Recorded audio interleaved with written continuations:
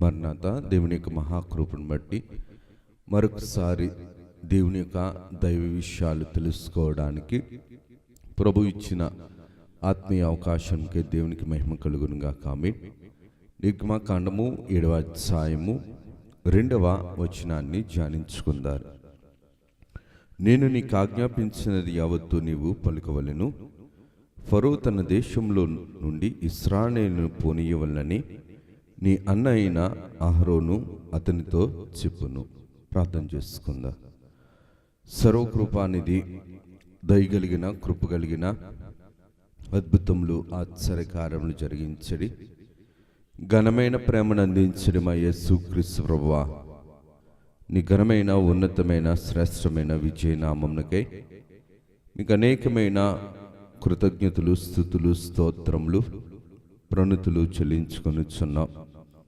నాయనా, దీవించండి, వాక్యంను నేర్పించండి, నీ కార్యములను మాకు అందించండి, నిశ్చిత ప్రకారము మాకు బోధించమని వాక్యంను నేర్చుకొనగలిగే, నాయనా గ్రహించుకొనగలిగే పరిశుద్ధాత్మ తండ్రి గారి యొక్క దైవ నడిపింపును, దైవ సహాయమును, దైవ సహకారమును మాకు అందించి మీరే మహిమను పొందుమని మహిమనాథును, శ్రేష్ఠ పాలకుడును, ఏకరక్షకుడుగు యేసు నామమున అడుగుచున్నాం తండ్రి.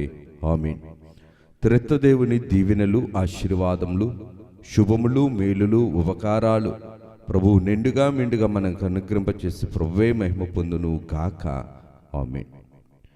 దేవుని యొక్క ఆత్మీయ జీవితంలో దేవుని మాట విశ్వాసిని బ్రతికించేది, దేవుని యొక్క ఆత్మీయ జీవితాన్ని వెలిగించేది, దేవుని మాట దేవుని దగ్గరకు మనల్ని నడిపించగలిగేది.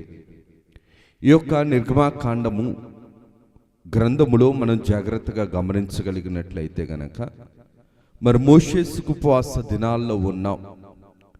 ఫరో లోకాధికారిగా ఐగుప్తు దేశము లోకానికి సూచనగాను, లోకానికి సూచనగా ఉన్న ఈ ఐగుప్తు దేశములో ఫరో ఆలోచన, లోకాధికారి ఆలోచన కలిగే సాదృశ్యము కలిగిన వారిగా మనం ఎన్నో సంవత్సరాల నుంచి మరి ఈ వాక్యమును మనం గ్రహించుకుంటున్నాం, నేర్చుకుంటున్నాం. మరొకసారి దేవుని యొక్క వాక్యమును మనం నెమరు వేసుకుందారి, దేవుని యొక్క వాక్యమును మనం జ్ఞాపకం చేసుకుందారు. దేవుడు ఇశ్రాయేలును విడిపించటానికి ఆయన విమోచకుడు. దేవుడు ఇశ్రాయేలుని విమోచన చేయటానికి, దేవుడు తన వాగ్దాన ప్రజలను వాగ్దాన భూమిలో ఉంచటానికి దేవుడు నిర్ణయించుకున్నాడు. దేవుని నిర్ణయము నీతి కలిగినది.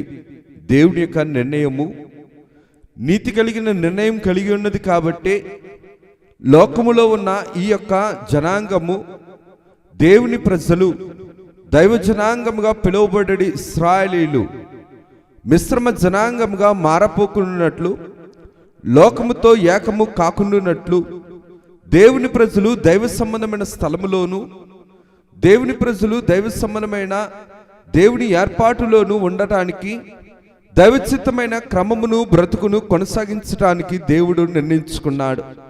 కానీ లోకములో జస్సత్వమును పోగొట్టుకోకూడదని, లోకములో దేవుని వాగ్దానము జస్సత్వములో నిలబెట్టేది కాబట్టి వాగ్దాన ప్రజలు జస్సత్వం నుంచి తొలగిపోయారు.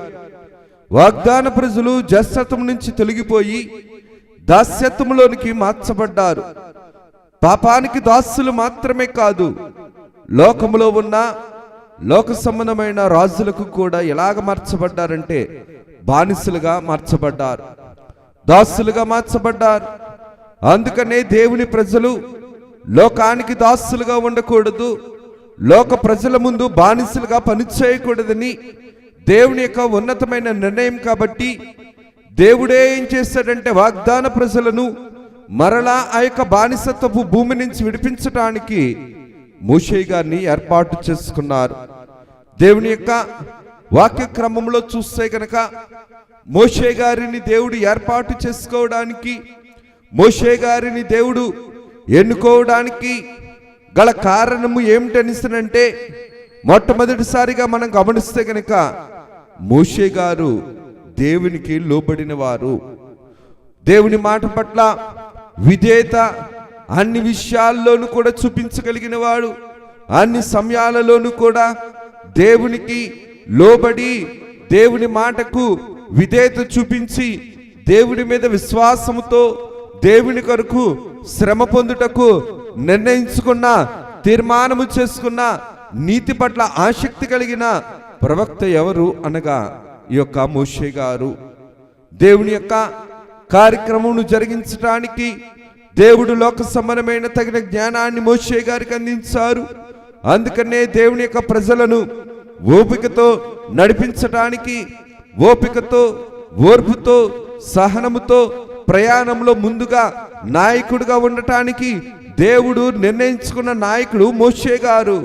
అందుకనే దేవుడు మోషే గారిని ఏర్పాటు చేసుకున్నారు. దేవుని పట్ల భయభక్తులు కలిగిన వారు మోషే గారు. దేవుని ప్రజల పట్ల బాధ్యత, దేవుని మాట పట్ల వినయము, దేవుని మాట పట్ల విశ్వాసము కలిగిన వారు ఎవరనగా మోషే గారు. అందుకనే దేవుని యొక్క వాక్య క్రమములో మనం జాగ్రత్తగా గమనిస్తే గనక దేవుని ప్రజల కొరకు, దేవుని సంకల్పము కొరకు దేవుని మీద ఆధారపడ్డారు మోషే గారు. ఎవరి మీద కూడా మనుషుల మీద ఆధారపడలేదు, మనుషుల ఆచారాల మీద, మనుషుల ఇష్టాల మీద ఆధారపడలేదు. దేవుని ఇష్టం మీద, దేవుని చిత్తము మీద, దేవుని పని కొరకు దేవుని మీద ఆధారపడిన ప్రవక్త ఎవరు అనగా ఈ యొక్క మోషే గారు.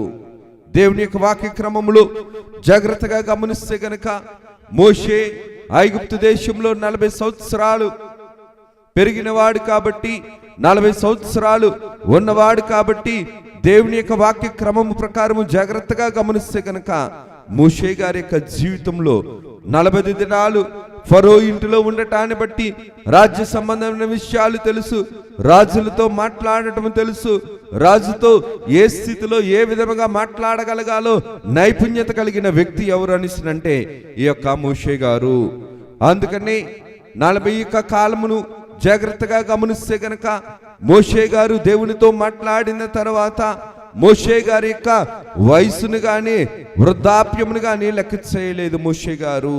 అందుకని దేవుడు మోషే గారిని ఏర్పాటు చేసుకున్నారు. దైవ ప్రత్యక్షత కలిగిన నీ మోషే గారు దైవ అభ్యాసన అనగా దైవ ప్రత్యక్షత ద్వారా దైవ సన్నిధి అనుభవమును అందుకుంటూ దేవుని యొక్క ప్రత్యక్షతతో ఆత్మీయ జీవితాన్ని పోషించుకుంటూ దేవుని కోసము, దేవుని పని కోసము ఓర్పు కలిగి, సహనము కలిగి, సాత్వికము కలిగి, దేన మనసు కలిగి దేవుని దగ్గర నిలబడిన ప్రవక్త ఎవరు అనగా ఈ యొక్క మోషే గారు. అందుకనే దేవుడి చిత్తము కొరకు తన ఇష్టాన్ని కొట్టివేసుకున్నాడు. దేవుని చిత్తము కొరకు తన యొక్క సొంత అభిప్రాయాలను తీసివేసుకున్నాడు. దేవుని ప్రత్యక్షతను అందుకోవడం కొరకు దేవుని పనిని, దేవుని సంకల్పమును నెరవేర్పులోనికి తీసుకురావటానికి దేవుడు మోషే గారిని ఏర్పాటు చేసుకున్నారు.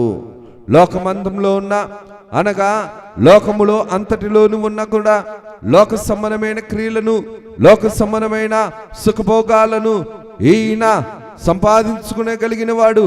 కానీ లోకంలో ఉన్నదంతా కూడా వ్యర్థమని ఎరిగినవాడు, వ్యర్థమని తెలుసుకున్నవాడు, లోకము పట్ల ఆసక్తి లేనివాడు, లోకము పట్ల ఏ స్థితిలోనూ కూడా ఆసక్తి కలిగి లోకానికి లోబడే మనస్తత్వము లేనివాడు, దేవుని కోసము లోకాన్ని ఎదిరించగలిగిన వాడు, దేవుని కోసము, దేవుని ప్రజల కోసము లోకమునకు విలువ ఇవ్వని వాడు, లోకముతో సమయము గడపని వాడు, దేవుని ప్రత్యక్షతలతో దైవ సంబంధమైన సంకల్పముతో, దైవ సంబంధమైన సమయముతో మోషే గారు దేవునితో సమయము గడపటానికి నీతిగా ఎంచబడిన వాడు. అందుకనే దేవుని యొక్క కృపను జాగ్రత్తగా మనం చూడగలిగితే గనక మోషే గారు దేవుని సంకల్పము కోసము లోకములో ఉన్న వాటిని, లోకంలో ఉన్న వారిని అన్నింటినీ కూడా దేవుని మహిమ కొరకు మార్చబడటానికి, దేవుని మహిమ కొరకు వాడబడటానికి దేవుడు ఏర్పాటు చేసుకున్న నాయకుడు ఎవరు అనగా ఈ యొక్క ఇశ్రాయేలీయులకి నాయకుడిగా ఉన్నటువంటి మోషే గారు. మోషే గారు దేవుని యొక్క సన్నిధిలో ఏ మాటనైతే అందుకున్నారో, ఏ మాటనైతే పొందుకున్నారో, ఏ మాటనైతే గ్రహించుకున్నారో, నేర్చుకున్నారో ఆ మాటనంతటిని కూడా మోషే గారు ఫరో గారికి చెప్పమన్నప్పుడు దేవుని మాట ప్రకారము చెప్పడానికి ఎన్నోసార్లు వచ్చారు. ఎన్నిసార్లు వచ్చినా సరే ఫరోలో ఉన్నది అపవాది మనసు, ఫరోలో ఉన్నది సైతాను మనసు, ఫరోలో ఉన్నది లోక సంబంధమైన మనసు, ఫరోలో ఉన్నది పాపానికి పాప నైజమును అనుభవిస్తున్న మనస్సు. కాబట్టి దేవుని మాటను వినలేకపోయాడు, దేవుని మాట పట్ల విధేయత చూపించలేకపోయాడు, దేవుని మాటను గ్రహించుకోలేని అజ్ఞానపు అవివేకపు అపవాది శక్తులతో బంధింపబడిన వాడు ఎవరు అనగా ఈ యొక్క ఫరో గారు. అందుకని ఫరో మీద కూడా దేవుని కృప ఉన్నది, ఫరో మీద కూడా దేవుని ప్రేమ ఉన్నది, ఫరో విషయంలో కూడా దేవుడు తన కార్యాన్ని జరిగించేవారై ఉన్నారు. ఫరో మాటకు లోబడి ఫరో యొక్క స్థితిని గ్రహించడానికి మోషే ఇష్టపడలేదు, కానీ దేవుడి మాటకు లోబడి దేవుని ఇష్టాన్ని ఫరో పట్ల నెగ్గించడానికి మోషే గారు ఇష్టపడ్డారు. మోషే గారు వెళ్ళి చెబుతున్న ప్రతిసారి కూడా ఈ యొక్క ఫరో సైతాను మనసు కలిగిన వాడు కాబట్టి దేవుని మాటను వినలేదు, దేవుని మాటకు విధేయత చూపించలేదు, దేవుని పట్ల భయభక్తులు లేని వానిగా, దేవుని పట్ల వినయము విధేయత లేని వెచ్చలవిడి విచక్షణ కోల్పోయిన జ్ఞానము కలిగిన వాడిగా ఫరోను మనం చూడగలుగుతున్నాం. లోకములో ఉన్న మనిషిని, లోకములో నానిన మనిషిని, లోకమును వదులుకోలేని మనిషిని మనం చూసినా సరే దేవుడంటే భయం ఉండదు, దేవుడి మాట అంటే భయం ఉండదు, దేవుని క్రమం అంటే భయం ఉండదు. కనీసము దేవుని ఆలోచన లేని అపవాది సంబంధమైన స్థానాలుగా, అపవాది సంబంధమైన మూలాలుగా, అపవాది సంబంధమైన మరి మనుషులుగా మార్చబడిపోతారు. దేవుని యందు భయభక్తులు లేని మనుషులు కూడా. సైతాను దేవుని మాటను నిరుత్సాహపరిచేది, సైతాను దేవుని మాటను ప్రోత్సాహపరిచేది కాదు, సైతాను దేవుని మాటను వ్యతిరేకంగా నడిచేది. ఈ యొక్క నిర్గమాకాండంలో కూడా మోషే గారు ఏం చేసినా సరే సైతాను కూడా, అనగా ఫరో యొక్క మంత్రాసానులు, మంత్రగాళ్ళు, అక్కడ ఉన్నటువంటి మత సంబంధమైన వారందరూ కూడా మోషే గారు ఏం చేస్తే ఆ పనులు చేశారు. పాముని కర్రను పాముగా చేయటం చూస్తాం, అలాగనే కప్పలను రప్పించడం చూస్తాం. దేవుని యొక్క క్రియకు ప్రతిక్రియ చేసేదే సైతాను. సైతాను తను తాను తగ్గించుకోవడానికి ఇష్టపడదు. సైతాను తను తాను దేవుని మాటను వినుట కోసం, లోబడుట కోసం, దేవుని యొక్క కార్యమును జరిగించడం కోసం సైతాను మనసు లోబడదు, సైతాను మనసు విధేయత చూపించదు. వినే కొద్దీ కూడా మనసును కఠినత్వం చేసుకుంటుంది, వినిపిస్తున్న కొద్దీ కూడా సైతాను మనసును కఠినత్వం చేసుకొని చివరకు ఎక్కడ వరకు తెచ్చుకుంటుంది అనిస్తానంటే జ్యేష్ఠత్వము పోగొట్టేంత వరకు కూడా తెచ్చుకుంటుంది. అందుకనే మొదటిసారి దేవుడు మోషేతోటి మాట్లాడుతుండేటప్పుడు, మోషే గారితో మాట్లాడుతుండేటప్పుడు దేవుడు అన్న మాటే, ఇదిగో ఫరో నా మాటను విని నా ప్రజలను నన్ను ఆరాధించడానికి పూజించని ఎడల ఖచ్చితంగా ఫరో యొక్క జ్యేష్ఠత్వము, ఫరో యొక్క కుటుంబములో జ్యేష్ఠులందరూ కూడా తన కఠినత్వాన్ని బట్టి కోల్పోతాడని మొదటిసారి దేవుడు ఫరోతోటి మోషే గారితో మాట్లాడుతుండేటప్పుడు ముందే చెప్పాడు. ఇదే మాటను మోషే గారు ఎన్నిసార్లు చెప్పినా సరే పాపము పరిపక్వమైంది కాబట్టి, పాపము పునాదులతో స్థిరపడిపోయింది కాబట్టి, పాప సంబంధమైన ఆలోచన బలముగా ఉండిపోయింది కాబట్టి దేవుడు వినిపిస్తున్నా సరే, దేవుడు నడిపిస్తున్నా సరే దేవుని మాట విసుగుగా చూశాడు ఫరో. దేవుని మాటను ఫరో విసుగుగా చూశాడు, విలువ లేకుండా చూశాడు, గౌరవం లేకుండా చూశాడు, మర్యాద లేకుండా చూశాడు. ఏమి విత్తాడో అదే కోసుకున్నాడు. ఇందుకు ఈ మాటను నేను జ్ఞాపకం చేస్తున్నాను అనిసరంటే దేవుడు చేసిన ప్రతి పనిని కూడా సైతాను చేస్తుంది. కానీ సైతాను చేసే ప్రతి పనిలోనూ కూడా సైతానును చేసే దేవునిని అనుకరించి, దేవుని పనిని అనుకరించి, దేవుని పనులను అనుకరించి సైతాను చేసే ఏ పనైనా సరే అది హాని కలిగినదే, అది విలువ లేనిదే, దానిలో హాని ఉంటుంది. సైతాను యొక్క ప్రతిచర్యలు, సైతాను యొక్క ప్రతిక్రియలోనూ కూడా ఏ స్థితి ఉంటుందంటే హాని ఉంటుంది, అపకారం ఉంటుంది, కీడు ఉంటుంది. అది మేలుగా ఎన్నడూ కూడా ఎంచబడదు. కప్పలను ఆనాటి కాలంలో మంత్రగాళ్ళు కూడా చేశారు. కానీ కప్పలను రప్పించగలిగారు, కానీ కప్పలను పోనీయలేకపోయారు. దేవుని యొక్క దైవశక్తిని గ్రహించకపోతే, దేవుని యొక్క దైవ తలంపు యొక్క స్థితిని నేర్చుకోకపోతే, వినబడుతున్నా సరే విశ్వాసాన్ని ఉంచుకోకపోతే, వినిపిస్తున్నా సరే విసుక్కుంటే కనుక దేవుని యొక్క దైవశక్తికి ఎటువంటి కార్యమైతే జరుగుతుందో ఆ లోబడిన స్థితి ఫలమే ఏంటనిసరంటే, ఫరో తన జాసత్వాన్ని తీసివేసుకున్నాడు. ఫరో జాసత్వపు పనినంతటిని కూడా తొలగించుకున్నాడు.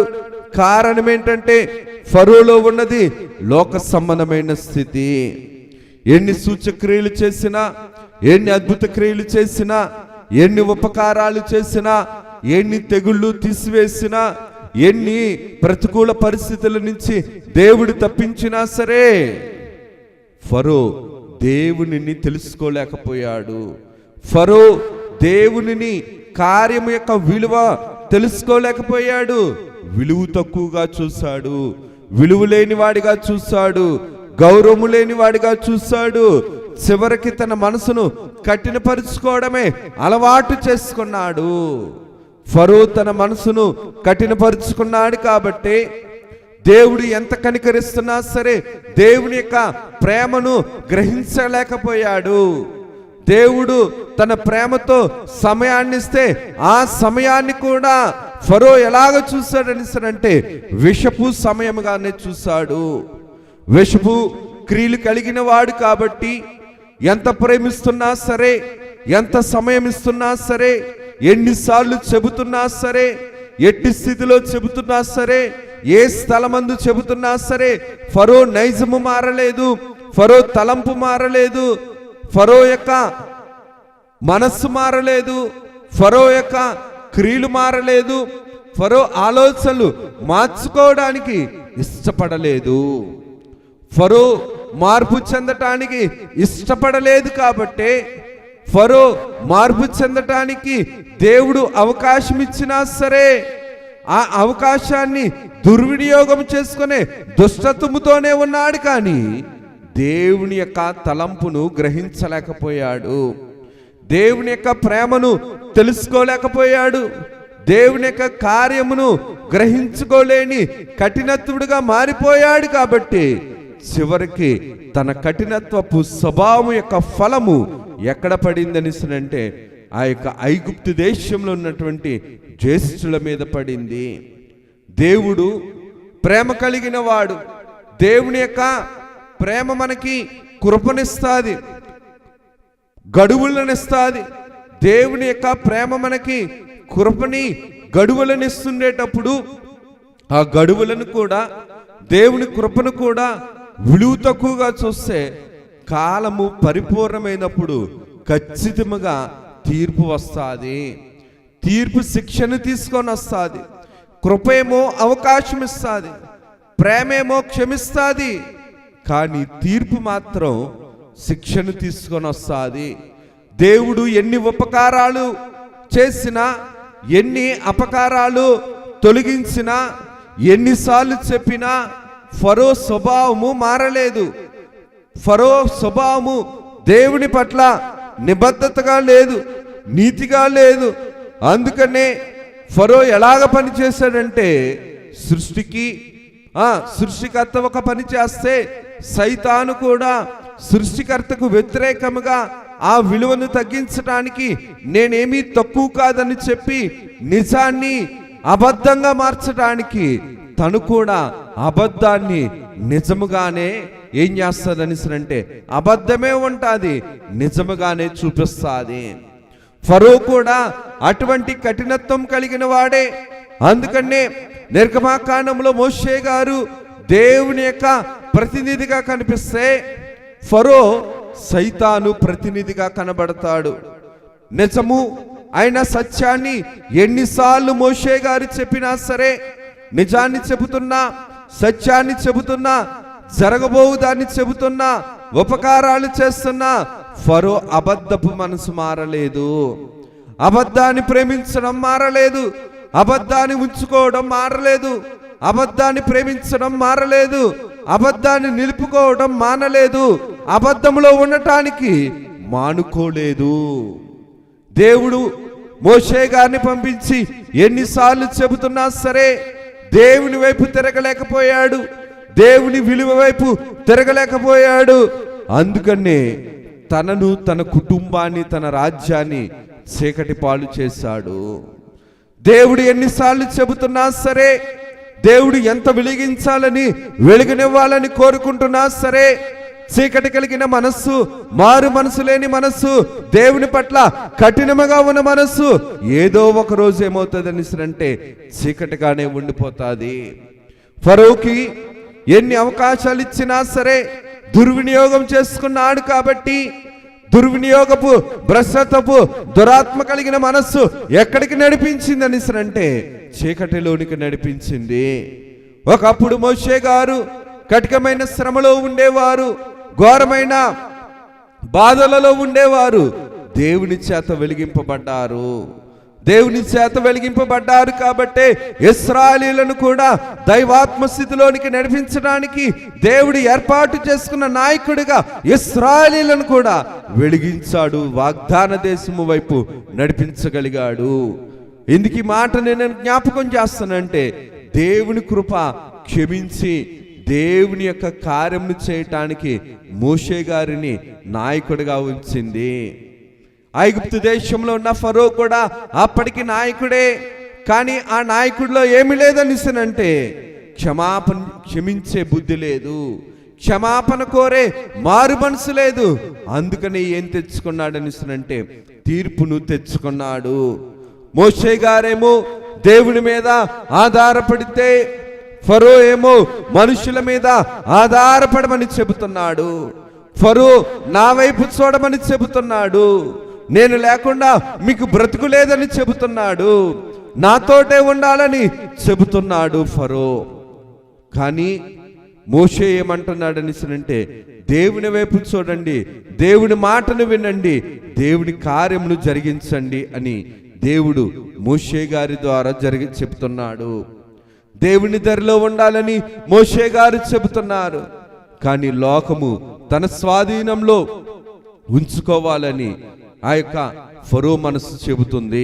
కారణం ఏంటనిసినంటే ఫరోదేమో పాము వంటి మనస్సు, కఠినత్వపు మనస్సు, కసాయి కలిగిన మనస్సు. అందుకనే ఫరో ఎలాగ మార్చబడ్డాడనిసినంటే చీకటికి ప్రతినిధిగా మారిపోయాడు. వెలగాలని చూస్తున్న, వెలిగించాలని చూచుచున్న ఇశ్రాయేలీయులను కూడా చీకటి పాలు చేయాలి, శ్రమలు పాలు చేయాలి, అసలు వీళ్ళు లేకుండా ఉండాలని చెప్పి ఫరో ఏం చేస్తున్నాడని అంటే ఇశ్రాయేలీయులకు శ్రమ మీద శ్రమ, శ్రమ మీద శ్రమ, శ్రమ మీద శ్రమ చేయటానికి సైతాను ప్రతినిధిగా మారిపోయాడు. ఆ యొక్క శ్రమ నుండి ఇశ్రాయేలుని తప్పించడానికి దేవుడు ఎంచుకున్న పాత్ర ఎవరు అనిసరంటే ఈ యొక్క మోషే గారు. మోషే గారు చీకటిలో ఉండిపోకుండా వెలుగులో ఉండటానికి, ఇశ్రాయేలీయులను వెలుగులోనికి నడిపించడానికి దేవుడు ఎంచుకున్న పాత్ర ఎవరనిసరంటే మోషే గారు. మోషే గారేమో ఇశ్రాయేలీయులను వదిలి బయటికి రమ్మని అంటున్నారు. విమోచకుడిగా ఆయన కనబడుతున్నారు. ఫరో ఇశ్రాయేలీయులను బిగబెడుతున్నాడు. ఫరో ఇశ్రాయేలీయులను బిగబెడుతున్నాడు. లోకానికి, పాపానికి బిగబెట్టడం అలవాటు. లోకానికి పాపానికి బిగించడం అలవాటు, బంధించడం అలవాటు, తన స్వాధీనంలో ఉంచుకోవడం అలవాటు. అందుకనే ఫరో ఏమని అంటున్నాడు అంటే, మీరొక్కరే వెళ్ళండి, ఎక్కువ దూరం వెళ్ళొద్దు, ఇక్కడే ఉండండి, దూరముగా వెళ్ళొద్దు, దేవుణ్ణి ఆరాధించడానికి దూరంగా వెళ్ళొద్దు, దేవుణ్ణి ఆరాధించడానికి ఇక్కడే ఉండి ఆరాధించండి, మీరు ఒక్కరే వెళ్ళి ఆరాధించండి, మీ మందలను ఇక్కడ ఉంచి ఆరాధించండి అని చెప్పి దేవుడేమంటున్నాడంటే, నీ పూర్ణాత్మతో నీ పూర్ణ బలముతో నీ దేవుడైన యెహోవాను ఆరాధించమని దేవుడు చెప్తుంటే, ఫరో సైతాను యొక్క ప్రతినిధి కాబట్టి, సైతాను యొక్క ప్రతినిధి యొక్క స్థానంలో ఉన్నాడు కాబట్టి దేవుణ్ణి ఆరాధించడానికి మోషే గారు వచ్చి అడుగుతూ ఉంటే, మోషే గారితో సైతాను ప్రతినిధిగా ఉన్న ఫరో అంటున్న మాట ఏంటంటే, మీరు అక్కడికి వెళ్ళొద్దు, ఇక్కడే ఉండండి, ఒకవేళ వెళితే గనక మీరు దూరముగా వెళ్ళొద్దు, దగ్గరగానే ఉండండి, మీరు అందరూ వెళ్ళొద్దు, పురుషులొక్కలే వెళ్ళండి, మీరందరూ వెళితే గనక ఒకవేళ మీ మందలను మీ యొక్క పశువులను నా దగ్గర ఉంచి మీరు వెళ్ళండి. ఏదో ఒక విధంగా సైతాను దేవుని దగ్గరకు రానివ్వకుండా బెగబెడుతూనే ఉంటుంది. సైతాను స్వభావము దేవుణ్ణి చేరుకోనివ్వదు. దేవుణ్ణి పూర్ణాత్మతో, పూర్ణ మనస్సుతో, పూర్ణ హృదయముతో ఆరాధింపనివ్వదు సైతాను మనసు. సైతాను అపవాది సంబంధమైన ప్రతినిధిగా ఉన్న ఫరో కూడా దేవుని దగ్గరికి వెళ్ళనివ్వటం లేదు. దేవుని యొక్క దగ్గరికి వెళ్ళు అని అంటున్నాడు కానీ, ఇక్కడికే వెళ్ళు అంటున్నాడు కానీ, దేవుడు కోరుకుంటున్న స్థానానికి, మోషే గారు పిలుస్తున్న ఆ ఉత్సవ స్థానానికి మాత్రం వెళ్ళటానికి ఇష్టపడట్లేదు. కారణం ఏంటనిసనంటే, మోషే గారేమో దేవుని ప్రతినిధి, ఫరో ఏమో సైతాను ప్రతినిధి. సైతాను ప్రతినిధి ఎప్పుడు కూడా దేవునిలో ఎదగనివ్వదు, దేవుని ఆశీర్వాదాన్ని చేరనివ్వదు, దేవునితో ఉండటానికి బ్రతకనివ్వదు. ఇదిగో నా దగ్గర ఉండు, నాతోనే ఉండు, సౌఖ్యముగా ఉంది కదా, సుఖముగా ఉంది కదా అని చెప్పి లోకములో ఉన్న దేవుడు ఏర్పాటు చేసిన కృపాద్వారంను మూసివేసి ఏం చేస్తాడంటే, తన పరిధిలోనే ఉంచుకోవడానికి, తన స్వాధీనంలోనే ఉంచుకోవడానికి, బానిసగా మార్చడానికి, దాసత్వంలోనికి దిగజార్చడానికి ఫరో ఇష్టపడ్డాడు. కాబట్టే ఏం చేయట్లేదని అంటే, దేవుడి మాటకు వ్యతిరేకముగా తన బుద్ధిని నెగ్గించుకోవడానికి ఇశ్రాయేలీయులను బెగబెడుతున్నాడు. బెగబెట్టాడు కాబట్టే కఠినమైన శ్రమను తెచ్చుకున్నాడు. బెగబెట్టాడు కాబట్టే జ్యేష్ఠత్వపు కుమారులను, తను వెంబడించిన వారిని కూడా జ్యేష్ఠులను పోగొట్టుకున్నారు. ఎందుకు ఈ మాటను నేను జ్ఞాపకం చేస్తున్నానని అంటే, దేవుడు యొక్క చిత్త ప్రకారము మోషే గారు వచ్చి ఏ స్థితిలోనైనా సరే, ఏ సమయమందు చెప్పినా సరే, దేవుడు చెప్పింది చేస్తాడు మోషే గారు. కానీ దేవుడు చెబుతున్నా సరే, వినిపిస్తున్నా సరే, కనీసం భయం లేకుండా, భక్తి లేకుండా తనకు తోచినట్లుగా చేసుకున్నాడు ఫరో. అందుకని ఎన్ని తెగుళ్ళు వచ్చినా, దేవుడు ఎన్ని తెగుళ్ళు తీసినా, ఎన్ని అపకారాలు తొలగించినా, ఎన్ని ఉపకారాలు దేవుడు చేసినా సరే, దేవుని యొక్క విలువను తెలుసుకోలేకపోయాడు. అందుకనే ఫరో చివరికి ఏం తెచ్చుకున్నాడని అంటే, తను బ్రతికుండగానే తనతో వెంబడించిన వారు కూడా ఫరో మాట విన్నందుకు ఫరోతో ఉన్న వారందరూ కూడా ఐగుప్తు దేశంలో ఉన్న జ్యేష్ఠులందరినీ కూడా పాపము కబిలించింది. పాపము పరిపక్వమై మరణాన్ని తీసుకుని వచ్చింది అన్నట్లుగా దేవుని యొక్క మాటను ఎన్నిసార్లు వినిపించినా సరే, దేవుడు ఇశ్రాయేళ్ల రక్తాన్ని చూశాడు, ఇశ్రాయేళ్ల మీద కత్తినితో జయించాలనే చూశాడు, ప్రాణ భయమును కల్పించి ఇశ్రాయేలీయులను రాజ్యము చేయాలని చూశాడు. ఆ యొక్క విషపు ప్రవక్తనే, ఆ విషపు బుద్ధే కఠినత్వమును విడిపించుకొని ఈ యొక్క విషపు బుద్ధి విపత్తులు తీసుకొచ్చినా సరే, వినాశనాన్ని తీసుకొచ్చినా సరే, దేవుని మాట పట్ల వినయము గాని, విధేయత గాని, విశ్వాసం గాని లేకుండా చేసుకున్నాడు ఫరో. మనము కూడా లోకములో ఉన్నవారం, లోకములో పాపముతో నానిన వారం, మన యొక్క బలహీన సమయాల్లో కూడా దేవుడు మన భారాలను మోస్తున్నప్పటికీ కూడా, ప్రతి సమయంలోనూ కూడా మన యొక్క భారములను తను భారముగా బాధ్యతగా మోస్తున్నా సరే దేవుడిని మనం ధిక్కరిస్తున్నామని అంటే ఒకరోజు దిక్కులేని వారముగా మార్చబడతాం. దేవుని మాటను ధిక్కరిస్తున్నామంటే దిక్కులేని వారముగా మార్చబడతాం. దేవుని మాటను తృణీకరిస్తున్నామని అంటే ఒకరోజు మనం కూడా అందరి చేత ఏ స్థితిలోనూ కూడా పనికి రాకుండా తృణీకరింపబడతాం. ఫరో మనసు ఎన్నిసార్లు చెప్పినా సరే తృణీకరించుకున్నాడు. ఫరో మనసు ఎన్నిసార్లు చెప్పినా సరే ధిక్కరించాడు. ఎన్నిసార్లు చెబుతున్నా సరే దేవుని యొక్క ఆత్మీయ విలువలను పోషించుకోలేకపోయాడు. అందుకని ఎంత చెప్పాడో, ఎన్నిసార్లు చెప్పినా సరే ఇంక ఏం తెచ్చుకున్నాడంటే ఫరో తీర్పును తెచ్చుకున్నాడు, శిక్షను తెచ్చుకున్నాడు.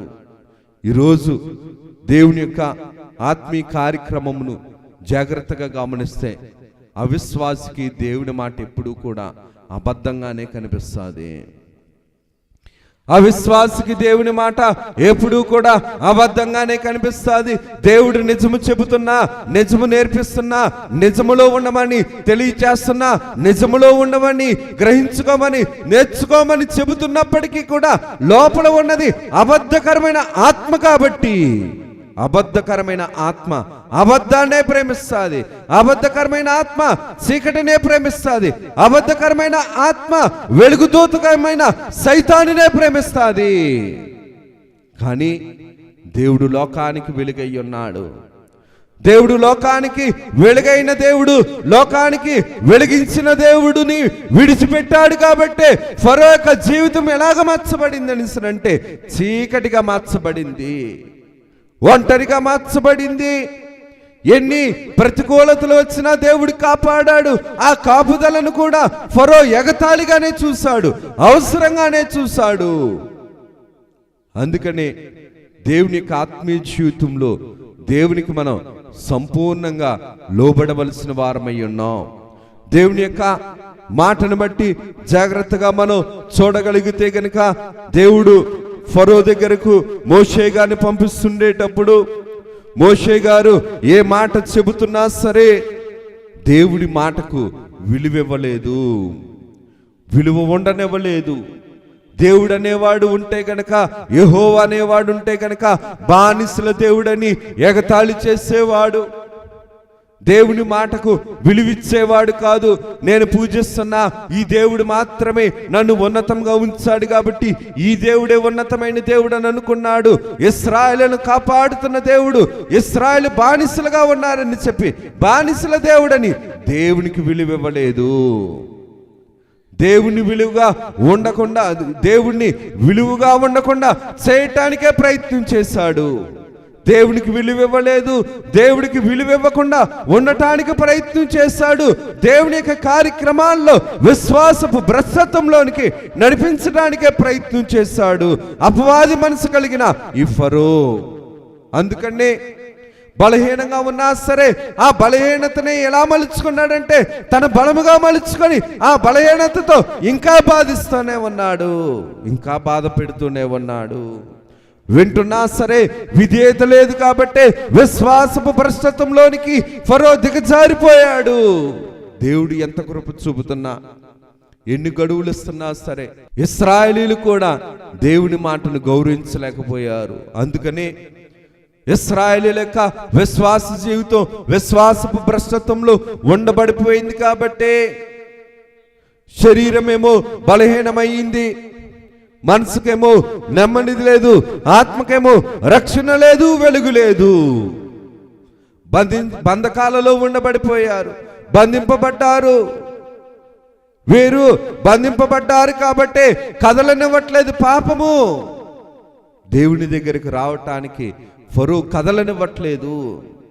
దేవుని దగ్గర రావటానికి దుష్టాత్మలు దాస్యత్వములోనికి, కఠినత్వము స్వభావముతో సంఖ్యలుగా కట్టబడ్డారు కాబట్టి దేవుని వీరు చేరుకోలేకపోతున్నారు. తెలుసుకున్నా సరే, వింటున్నా సరే, గ్రహించుకోలేనా సరే వీరాత్మీయ జీవితం విశ్వాసపు భ్రష్టత్వపు పాలయ్యింది. దేవుడు యొక్క కార్యక్రమంను జాగ్రత్తగా గమనిస్తే గనక దేవుడి యొక్క ప్రేమేమో వెలుగు వైపు, మేలు వైపు నడిపిస్తుంది. కానీ దేవుని యొక్క ప్రేమకు వ్యతిరేకమైన ఫరో నైజ బుద్ధి చీకటిలోనికి, కీడులోనికి నడిపిస్తుంది.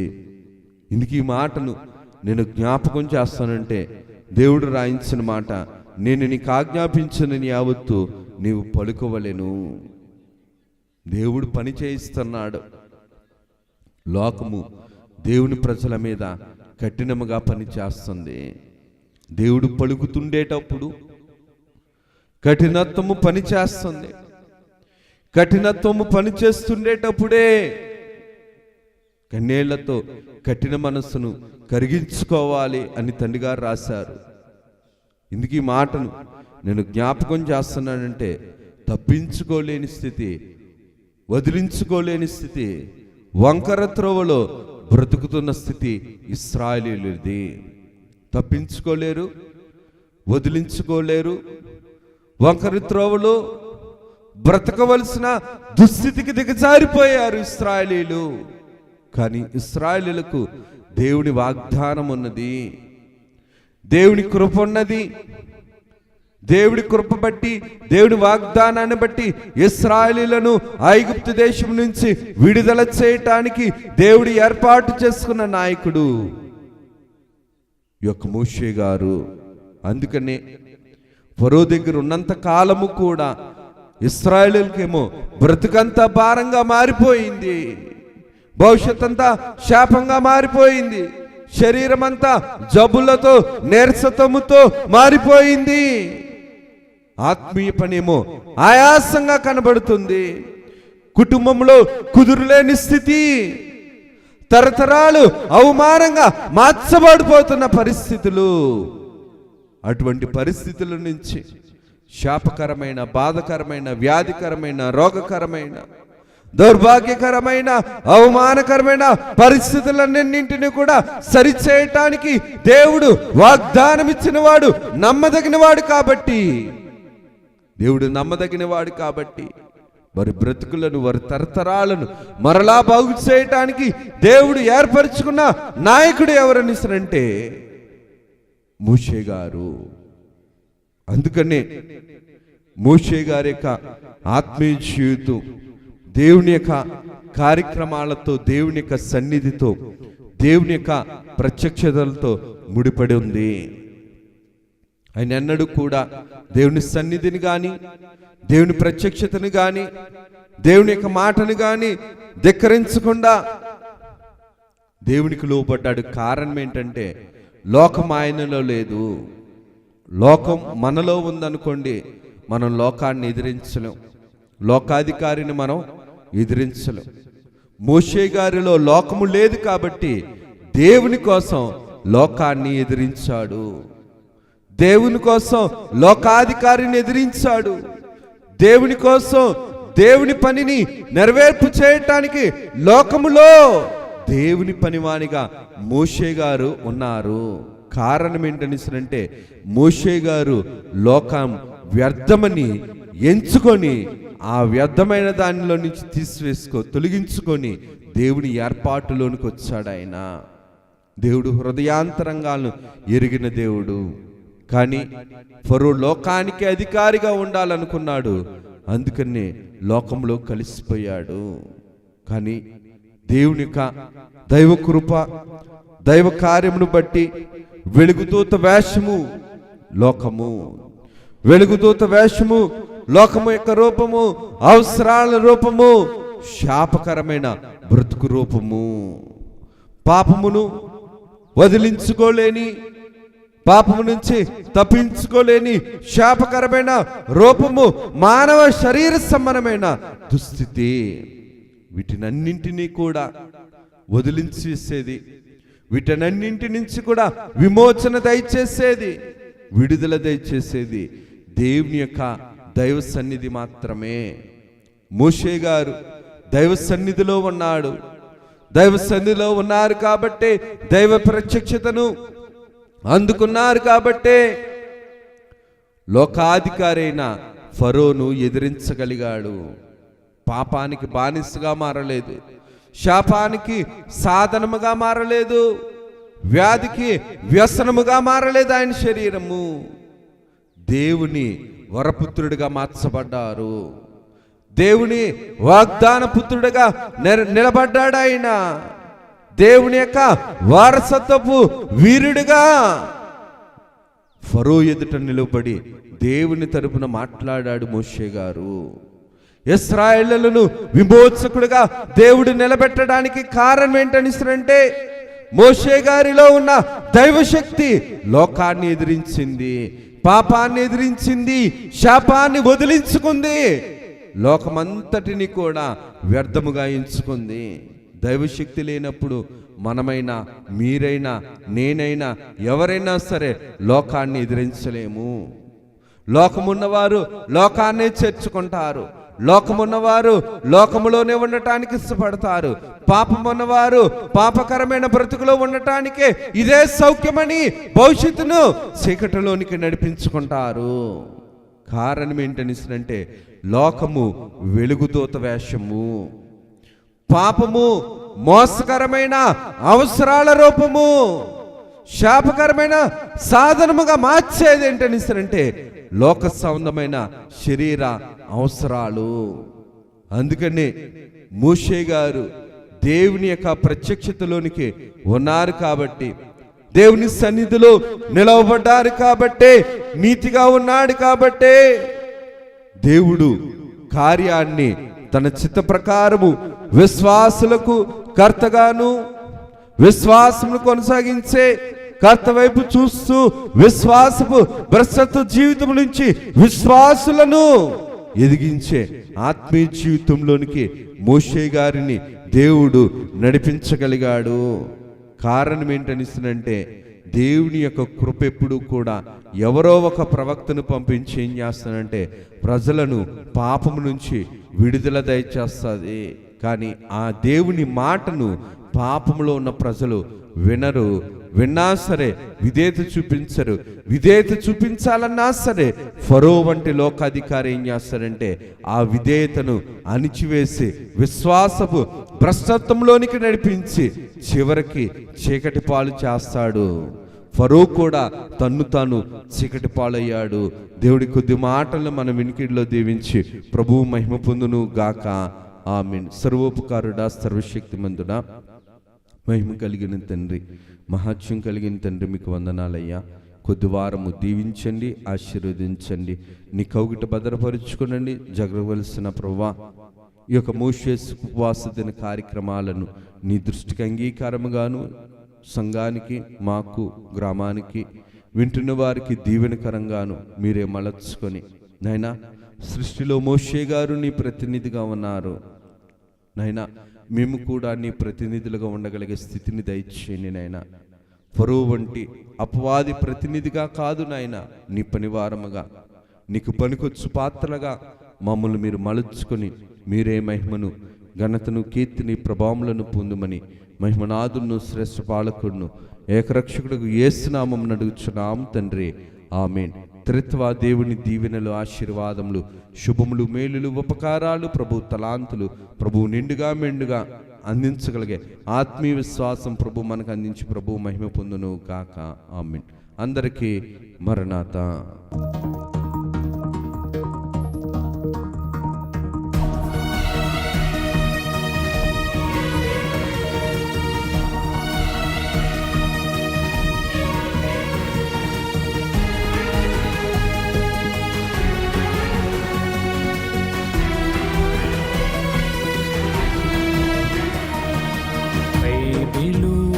ప్రకటన బయలుపరచిన ప్రకటన యేసయ్య ప్రకటన, దాసయ్య ప్రకటన, పరలోక ప్రకటన, పరిశుద్ధ ప్రకటన. యేసయ్య ప్రకటన, దాసయ్య ప్రకటన, పరలోక ప్రకటన, పరిశుద్ధ ప్రకటన.